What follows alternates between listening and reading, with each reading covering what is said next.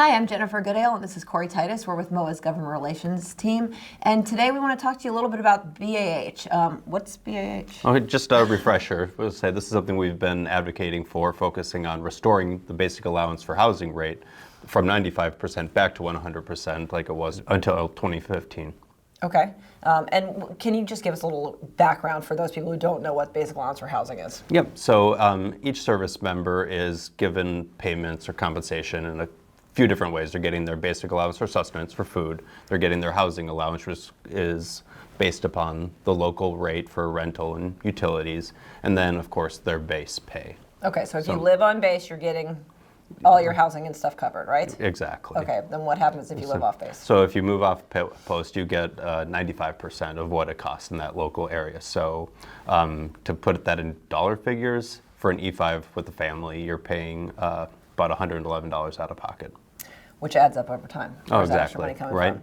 Okay, so we've got two bills out there, one on the House, one in the Senate, and those would restore BAH, that 5% that's missing right now. Exactly. And we've got some good support for those, but they're not really moving anywhere because standalone bills don't move anywhere. Right, exactly. For most of the armed services stuff, the main vehicle, which is why we talk about it so much, is the NDA. And that really is where we expect, or we hope that this will get included next year. Okay, so what's going on in the NDA? Okay, well, so I mean, the good news is that it's not like this is, we haven't made any progress. Our spring campaign did help gain support for the bills, grew the number of co-sponsors, and also for the House's bill, the House's NDA, we did see a 1% reduction. Okay. So that's incremental progress, which we expect.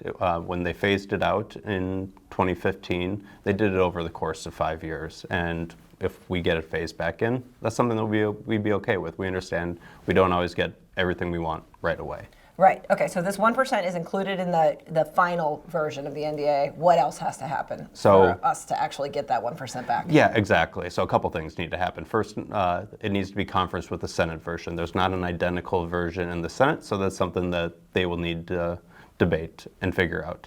It was included last year, which leaves us optimistic, but we need to make sure that we're continuing to push there. And then the other side is that we need to make sure the money is there as well. So appropriations matter. Exactly. So it's a two-part fix to get that 1% back, but that's something that we're working very hard on. Okay. And if we don't make progress in this year's NDAA because of whatever, we can continue to work because we're just in the first year of this Congress. Exactly. And so we'll continue to build support for the standalones. We'll continue to engage with the Quality of Life panel because it is on their radar and they are focusing on compensation issues, which BAH exactly, yeah. Under and we did a good video at the Quality of Life panel that folks should check out last week. But yeah, that's something that we're looking to make sure that that's a recommendation for the panel to ultimately begin to drive it forward and continue to grow and ultimately get BAH back to 100%. Excellent. All right. So, well, everyone, thanks so much for coming by. As I say, if you're enjoying these videos, drop something in the comments and let us know what else you want to hear about.